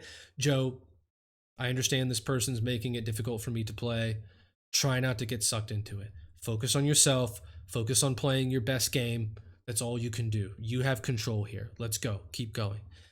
Even something as simple as that, framing it in that way and controlling your thought process and your inner dialogue and your self-talk like that can help you to march your way through it and play your way through it in that situation. Because again, unfortunately, it is something that you can be confronted with, and you can't just change opponents, right? You can't be like, Judge, can I get a different opponent? It doesn't work like that. It's something you're going to have to deal with. So have that inner dialogue with yourself and remind yourself that you have control. And you don't want to allow somebody else's behavior to dictate your emotional states, because there are people who may even do that intentionally. They may rules lawyer you intentionally to poke at you, to prod you, to try and tilt you off. It may be an intentional thing. You know, maybe it's unethical. Maybe it's smart mental gaming. I don't know. Depends on who you talk to. But just remind yourself you have control. You get to decide what or who affects you. And you don't have to let them have an effect on you if you choose not to. An inner dialogue and talking yourself through it, I think, is one of the best ways to do that. Okay, last three questions here. Next question is from Team CE_Will. Good name, by the way. Asks, what approach would you suggest for players that are struggling with things like ADHD or anxiety and still trying to improve at Magic? Would you suggest that player sideline themselves until they get their mental health under control?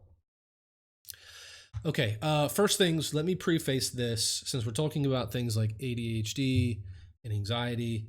Let me preface this with what I'm going to say here is just my advice. It's just my opinion. Do not take this as professional medical advice.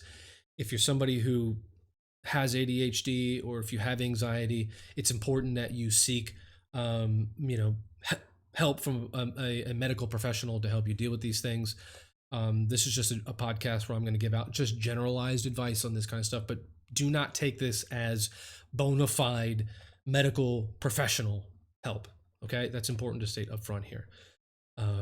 But if you're somebody who has ADHD or an anxiety and you still want to improve at magic or play magic, well, let's start with start with the first part of this. Number one, if you have ADHD or trouble focusing, there are several exercises, physical exercises that you can do to help you focus better and calm yourself down. So, again, for the third time, I have to go back to this because I actually did say earlier that this exercise has numerous benefits in magic, but slow, deep, controlled breathing. It's just, like I said, the scientific evidence and research and literature on this is just so clear. Slow, deep, controlled breathing creates that relaxation response. It improves the areas of the brain that are responsible for focus and concentration, as well as the decision-making centers of the brain. So all of those things obviously can benefit and help alleviate ADHD. Slow, deep, controlled breathing, relaxation response, improved concentration, improved decision-making, things like that. The main thing, though, I would say is just the slowing down of processes through the deep controlled breathing is very important. That's one thing you can do. Another thing you can do is, and I've actually talked about this in my book, this is a good focus building exercise. What you do is you can take like a stack of, let's say, 10 coins. And what you do is you take your index finger and you point your index finger straight up with the tip of your index finger facing the ceiling. And you take one of those quarters and you lay it on top of your finger. And what you do, and you lay it flat, right? Not on the edge where it stands up, but flat, right? And what you do is you balance that quarter on your finger for 30 seconds or to a minute, whichever one. And what you do is you lock your vision onto that quarter. You stare at it for 30 seconds to a minute, and you don't take your vision off of it. And as you're staring at the quarter, what you do is you describe the quarter, describe the weight of it. How does it feel? Does it feel heavy? Does it feel light? What's the surface of the quarter feel like on the tip of my finger? And try to feel the weight of it, and also describe it. What do the edges, the ridges in the quarter look like? Are they evenly spaced? Are they unevenly spaced? What's the color? Is it like that copperish color? What is are there any scratches in it? Any indentations? What do I notice about it? And try to absolutely, totally fixate your focus and concentration onto that one quarter for 30 seconds to a minute. And then what you do is take the next quarter, stack it on top of that one, and balance those. And then notice, okay, how does it feel now with 2 quarters? How does my finger feel? What is the sensation of my finger feel like? How does my hand feel like with 2 quarters on it now? And try to notice every sensation of your hand. Notice the description with both quarters on there. Are the ridges in the sides of the quarters, are they lined up together? Are they uneven? Sporadic? Are there any scratches and dents on this quarter? What does it look like? And do this for all 10 quarters stacked up, or as many as you can get. And I know that might sound silly and ridiculous, but this exercise forces you, because you're in a sitting position, and because you're having to balance something on your finger, and because you're locking your focus and your vision into a specific thing, it does a really good job at getting you to posture yourself and balance yourself and focus on a singular item, on a singular thing, which obviously helps with ADHD. And I've actually given that exercise to athletes with attention deficit issues, and they have all said to me that it's very helpful for that. Now, again, that's not medical professional advice. If you're somebody who has ADHD, say you're taking medication or whatnot, you need to continue doing that as prescribed by your health professional. That's important. I need to reiterate that. But as a supplemental thing, it's just a great focus exercise that you can do that really helps with attention and focus like that. Um, but yeah, I would say those things are good. Slow, deep, controlled breathing, physical exercise, and there's more physical exercises you can do that help build focus and concentration. But that's really good for stuff like that, for attention oriented things. In terms of anxiety, I think that kind of the answer to that maybe ties into what I answered earlier with the question from the person who was asking about being very introverted, very non-social, and having anxiety, getting in with other people in groups. Like I said there, I think this is the best answer I can give you without knowing more specific details of your situation or of a person's situation, and that is to patience and pacing. Patience and pacing. Don't force yourself to do anything that you don't feel comfortable doing, and allow yourself to tiptoe into magic at your own pace. Start with, if you're starting at home, just start by going online and playing. Once you feel ready to go and play at a friend's house with more people, maybe go there and try your hand at that. When you feel comfortable doing that, take the next few steps into playing at a local shop. Maybe go down there not during a tournament, but just go there on a casual day and just sit down at a table and take your cards out, and you don't even maybe have to play against anybody, but just be in that environment surrounded by other people and see how you feel, and see if other people come and speak to you, ask you to trade, ask you to play, adapt to that over time. If it's easy, if it's easy for you to adjust to that quickly, then that's great. If it takes you more time, that's okay too. Tiptoe into it. Pace is important. Be patient, and just progress from there as you feel more and more comfortable. And then if you're talking about anxiousness when you're playing, anxiousness and anxiety, like when you're playing, if you're playing in a tournament and you find yourself really anxious and stressed out, again, deep breathing always really helps. Relaxation response. I know it sounds like I'm just rehashing the same answer, but it's amazing just how deep breathing alleviates a lot of similar things when it comes to the mental aspects of magic. Deep controlled breathing, relaxation response calms things down. That helps a lot. And again, inner dialogue, inner conversation, self-talk, and being aware of the story that you're creating. If you go into if like say you go to a GP with thousands of people and you're standing there, and it feels overwhelming, remind yourself that you have control. You have control here. You get to control how you react to what's going on around you. Just be aware of your feelings. I think that's step number one. Be aware of the sensation of that feeling, of how you feel, physically. Be aware of that feeling, and then talk yourself through it and allow it to pass. And something else that helps as well is reminding yourself that anxiety really is very similar to excitement. They're very similar in their physiology, right? They can feel the same, but the difference really is just in the story that you tell yourself. If you go to a tournament and you're surrounded by thousands of people and you say to yourself, oh, I don't like this. Everyone's judging me. This makes me very uncomfortable. And, I don't like being in this kind of environment. Well, that is a narrative. That is a story that you're creating in your mind. And that narrative and that story is obviously going to perpetuate and create more anxious feelings. But if you're in that environment, the exact same environment, surrounded by thousands of people, and you say to yourself, you know what, this is okay. This isn't life threatening. Nobody's judging me here. Everyone's worried about what they're doing and they're enjoying themselves and doing their own thing. I'm sure lots of these people would be happy to meet me and make a new friend or make a new acquaintance. And I'm surrounded by thousands of other Magic players, great people who love the same game as me. This is awesome. If you create and spin that kind of narrative and story in your mind, that's obviously going to create different emotions, and you're not going to feel quite as anxious. You might feel excited about being there. So that's the difference between, anxiety and excitement can be very similar physically, but it's all about the dialogue that's going on in your mind. If you change the dialogue, oftentimes you can change the reaction. So again, None of that is medical advice. It's just my general outlook on these types of things as someone who does sports psychology for a living. And if these are things that you struggle with, I suggest that you go and see someone professionally to help you with that. Okay. But thank you for the question, Team CE Will. And final two questions here. And then what I'm going to do is we have some people in the Twitch chat.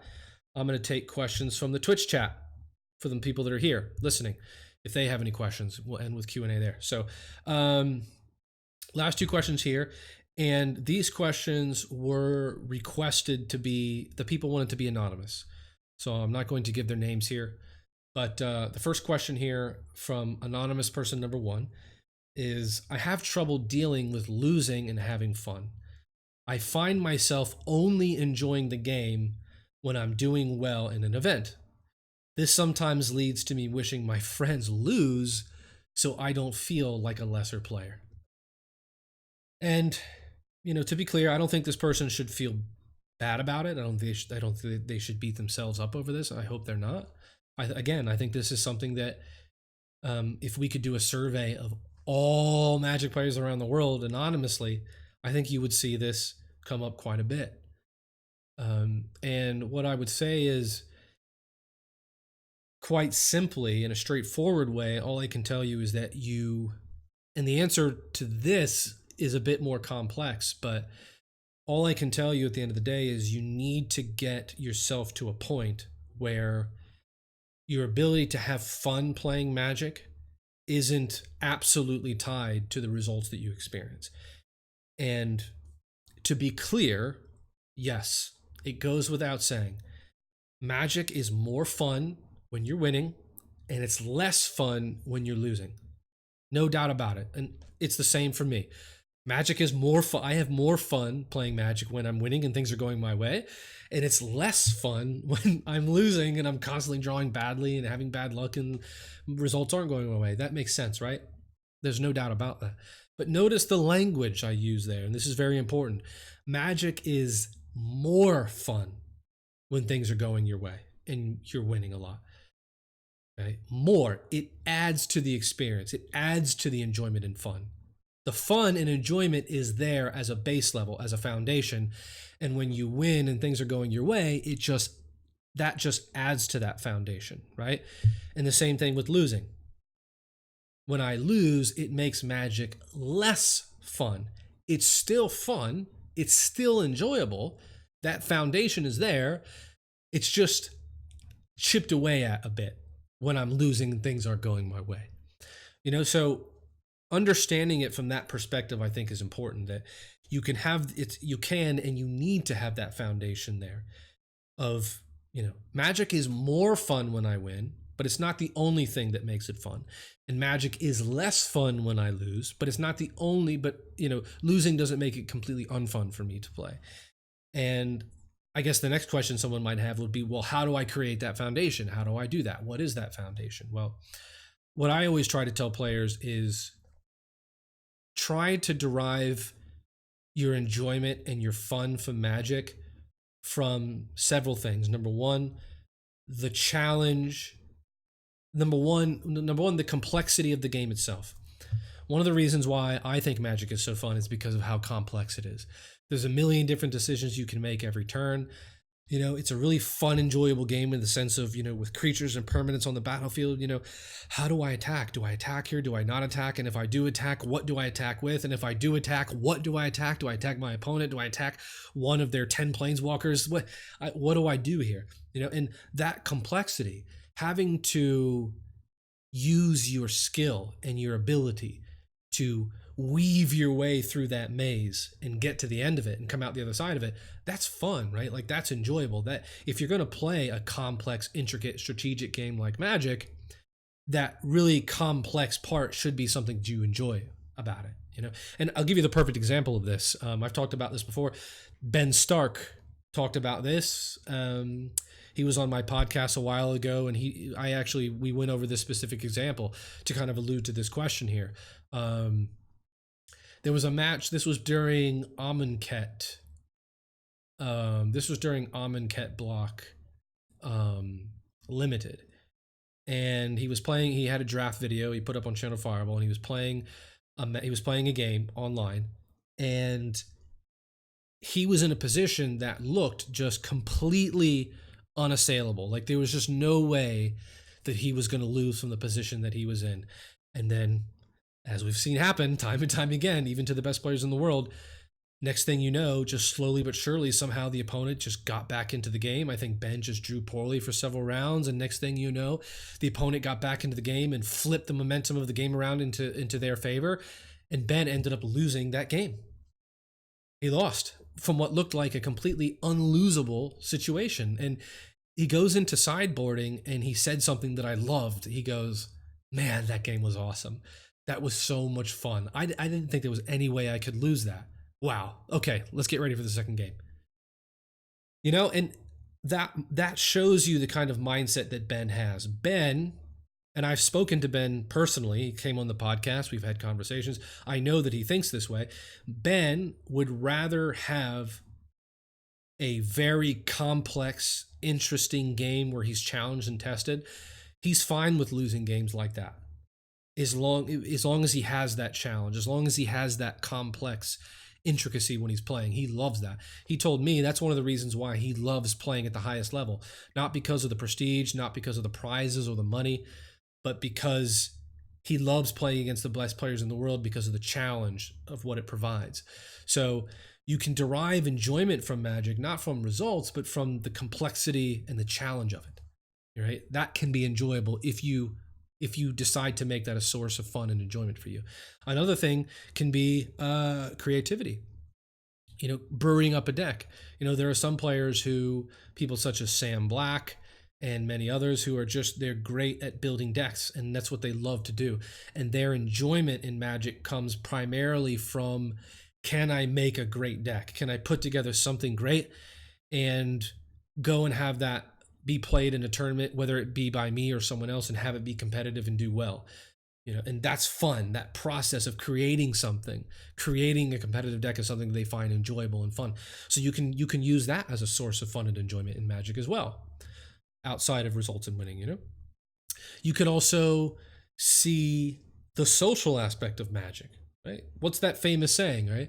Magic, it's all about the gathering. And it really is true at the end of the day. I mean, Magic, you can't play Magic by yourself. Magic by yourself is useless. And we need other players to not only play the game, but to enjoy the game. And when you go to a tournament, even if you've lost the first 2 or 3 rounds of a tournament, you can still enjoy yourself because you enjoy just being there, being surrounded by like-minded people who love the same game as you, being surrounded by your friends, people you love spending time with and being around. You can just allow yourself to enjoy the environment. Again, I'll use myself as an example here. I'm a very mediocre player, very average player. No problem admitting that. And I've gone to GP Orlando the past couple of years when it's come to Florida. And whenever I go there, I've gone there both times the past 2 years, and I've failed to make day 2 both times, and I've been 50% both times. So I think I went 4-4, literally both GPs on day 1, and I didn't make it to day 2. The first GP was limited, the second GP was standard, and I just went 4-4, but I had a wonderful time. It was fantastic because just to be there at that kind of Magic tournament is so awesome. You have cosplayers, you've got vendors, you've got artists, you've got thousands of people there, Magic fans, from players from all over the country, all over the world. You get to meet new people, meet some of your favorite players. There's just so much you can do. It's so you can enjoy the environment of the tournament, and that can make it fun and enjoyable, regardless of whether you're winning or losing. So that's what I would say. It's important that you make your ability to have fun separate from results, not dependent on results. It's okay for results to enhance or lessen the fun at times, depending on whether you're winning or losing in the moment. That's okay. But that foundation of fun and enjoyment needs to be there. I'm going to have fun and enjoy Magic whether I win or lose, as long as I have this over here or that over there or these things over there. You know what I mean? So That's the answer to that question. And okay, final question here before I go to the Twitch chat to see if there's any questions there. The final question here is, what should you do if you feel like if you feel like you're putting in the work but not seeing the results? And secondly, how do you get past that feeling that this, be it in life or in MTG, is your ceiling? And how do you healthily progress past that? So again, let's break this down. What should you do if you feel like you're putting in the work but not seeing the results? A couple things. Number one, evaluate your process. Really sit down with yourself or with your friends and teammates, people who can help you evaluate this. Sit down with yourself or with people who you trust to evaluate your process. Am I going about this the right way? Am I approaching Magic the right way? Am I putting in enough time, enough practice and play testing time? Am I committed enough to the game? Am I playing correctly enough when I'm actually playing my games and matches? Am I making the right decisions? Am I making the right plays? Am I sideboarding correctly or incorrectly? Evaluate your process. What are you doing right? What are you doing wrong? And try to get stock of how you're approaching things. And really, and the important thing with that is you cannot be afraid, or you cannot be too insecure to be honest about that. The only way to improve is to be honest. Okay, you have to be, again, that doesn't mean be self-critical, it doesn't mean beat yourself up, it just means be honest with where you are. And if being honest with yourself means, yes, I'm doing what I need to do to get better and get better results, it's just not happened yet. Okay, maybe that's the answer. And sometimes that can be. This is one of the frustrating things with Magic, right? You can do everything right and still not win. And that has nothing to do with you, through no fault of your own. And although that can be difficult to accept, it has to be accepted because Magic is a high variant game. We know there's a lot of variance involved. And on top of that, there are lots of other players that you are playing against who are not going to just roll over and let you win and get great results and move forward, right? So there's all these challenges and obstacles and variance in the way that can interrupt this process, but it's important to remember that you can do everything right and still not win, still not succeed. And it doesn't mean you're doing anything wrong. Sometimes it just requires patience, trusting in your process and knowing, okay, I'm doing everything correctly here. Of course, everyone can improve and get better. I'm not saying that, but if you're moving in the right direction and it just hasn't happened yet, you need to remind yourself that you just need to be patient. Give it time. If you're doing things correctly, if you have the right physical habits and you have the right mental habits, things will eventually go your way. It's just the way that it is. And if you're not doing things the right way, if you're not going about the process correctly and it needs to be changed, there's aspects of your process that need to be changed, then have the honesty and the wherewithal to change, to be committed to change. If you're somebody who normally tilts off all the time and you've tried to convince yourself that that's a good thing, that it helps you play better, when in reality that's just you trying to convince yourself that you don't have an issue with it, be honest about that, accept that you have that, and start working on improving that so you can get rid of that issue and it no longer can hamper your improvement. Honesty is important. But like I said, don't be self-critical. Don't beat yourself up. That's not going to help you. Be self-compassionate. Understand that everybody has weaknesses. Everybody has faults. Everybody has areas of themselves and as players where they can improve and become better. But just be committed to that process of trying to improve yourself and grow, and be honest about that. And then you can put yourself back onto the right path and move in the direction that you need to. Okay, so that's important. Secondly, how do you get past the feeling that this is your ceiling? Well, again, and I've mentioned this before, I think it's so important that it's impossible for me to say this too much, and that is deep breathing. No, I'm kidding. I had to do that. No, deep breathing doesn't help with this, unfortunately. But spinning the narrative. Be careful and make sure that you're not creating a false narrative. This is a nasty habit that we as human beings have. We will spin false narratives about everything. It's like I almost caught myself doing it the other day. A couple weeks ago, I had a day where everything that could go wrong was going wrong. I got up out of bed in the morning. I was walking to the bathroom and I stubbed my toe in the door. I go in and the toilet won't flush because something's wrong with it. So then I go out and the dog has pooped in the living room. And then I go in my car to drive, to go to work, and I'm hitting every single red light on the way to work. And it's like everything that can go wrong could possibly go wrong has. And it's easy in that situation to go, well, today is just not my day, or today is just going to be an awful day. That is a story. That is a narrative. That is not objectively true in any way. That is just me applying an interpretation to what I'm experiencing. And at the end of the day, you get to control that interpretation. I could just as easily say, you know what? Today has been awesome. I have been mentally challenged by all of these different things. And because I've been mentally challenged by all these different things, I've had to learn how to deal with them and overcome them. And that's made me, or making me, stronger mentally. So that's a great thing. I'm happy about that. I'm glad all this stuff happened to me. What a wonderful day today has been. It's purely a matter of interpretation. You could easily interpret it like that. And that's obviously going to change your reaction to something. So if you feel like as a Magic player that you've hit some kind of ceiling, that you've hit some kind of roof, and that you can't go any further, you have to understand that that's more than likely just a false narrative that you are telling yourself. You are experiencing this as a player. You're losing a lot recently, or you're not winning as much as you hoped you would. And the interpretation that you are applying to that is that I have hit a ceiling. And again, that could just be a false narrative that's just not true.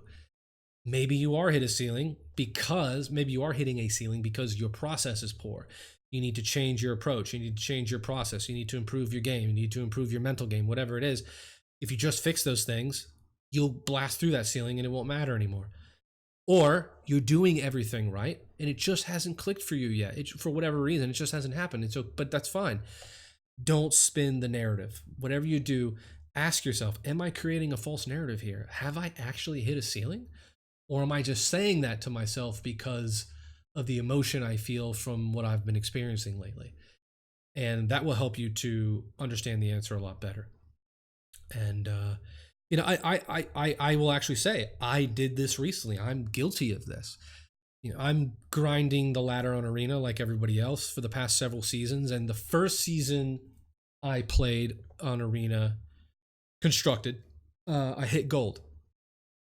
The second season I did Arena, I hit gold. And then at the end of that second season, I caught myself thinking, maybe this is just me. Maybe I'm just a gold level player. Yeah. Maybe I'm not bronze, I'm not silver, but I can't seem to get to platinum and diamond and mythic. I just can't. Maybe I'm just a gold level player. Maybe that's my level. And then the next season, I hit tier 1 in diamond. And I couldn't go any further because of work related stuff, and I couldn't play that much more. And I was kind of bummed out about that. But I got all the way to diamond tier 1 tier away from mythic. And it just proves like that was a false narrative. It's just not true. It's not that I'm a gold level player for whatever reason. That's just what was happening to me. Maybe I was just getting paired up against certain matches that was making it tough for me to reach beyond gold. I know that when I started playing Bant Ramp, that's when my results took off, right? So, like I said, I changed my approach. I changed my process. I changed my deck, and that helped my results improve. It's not that not that there was some kind of ceiling preventing me from doing better. I was just using not even the wrong decks. I found the right deck, and that helped me break through and move to the next few levels. So, like I said, just be mindful of that, and be careful that you're not spinning any false narratives in your mind, because those false narratives will change how you react to things and how you behave. So, okay, that does it. That was all. I think that's like 11 or 12 questions. I want to thank everybody who submitted questions. All of these questions were great.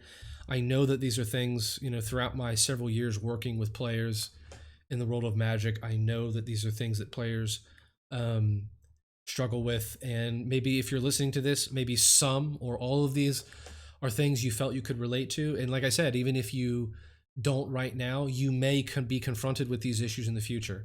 And being able to have a way to deal with them or prevent them, I think, is important. And hopefully the answers that I have given has helped you, even if in just some small way. So what I want to do here, and Gash in the Twitch chat has said, I've learned so much from the podcast and the book. I have much work to do. How you doing, Gash? Thanks for joining. That's great. I'm glad you've enjoyed the podcast and the book. I'm glad you found it helpful. And if you think you have much work to do, that's good. You should be excited about that.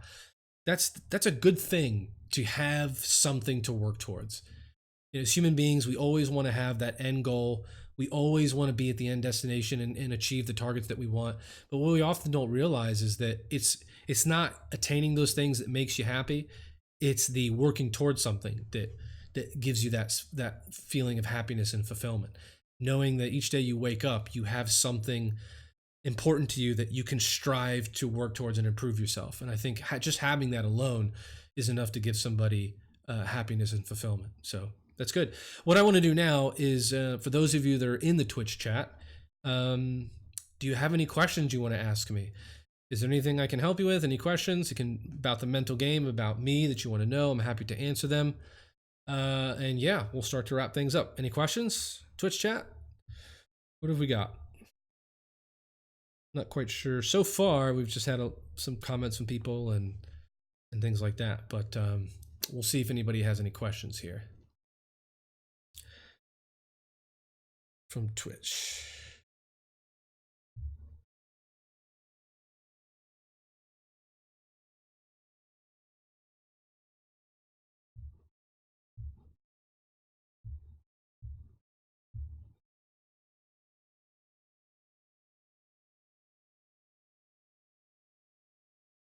Any questions? No, it doesn't look like we really have any questions coming in. So, or maybe they're typing them up as I'm saying this. But if so, that's fine. I can answer them. But if you're here in the Twitch chat, I'll go ahead and answer your questions. But what I want to do is go ahead and wrap things up here for those of you that are on the stream. But yeah, that does it for this Q&A episode 16 of the Mental Mana podcast. For those of you that have tuned in, I want you to know that I absolutely and tremendously appreciate you taking time out of your own day to listen to my stuff. If you read my articles on Channel Fireball, if you've bought my book and read my book, it really, really, and I genuinely mean this, it really, really does matter to me that people enjoy it, find it helpful, and I'm extremely appreciative of people devoting their time and hard-earned money to my stuff, because I know there's a lot of content out there, and it can be difficult to devote your attention to all of it. So it's something that means a lot to me. People listening to this podcast, it's just been such a fun ride so far, and I'm excited to keep it going and help players improve at the mental aspect of the game. I think it's so important. So if you want, you can check out my articles on channelfireball.com. You can check out the podcast. Like I said, it's now going to be available not just on iTunes or SoundCloud, but it's also available on Spotify and Google Podcasts as well. You can go to my Twitch channel, twitch.tv/WillJonathan. You can watch the video version of this podcast as a VOD on my Twitch, or you can go to the Mental Mana YouTube channel and see the video version of it there, because it'll be uploaded there automatically as well. And if you want to see more videos from me, I'm going to start dabbling in more video stuff in the future. You can subscribe to the Mental Mana YouTube channel there, which would be great. So thanks again for everybody listening and who tuned in, both here on the podcast and if you tuned into the stream. And I will see you for the next episode. All right, take care.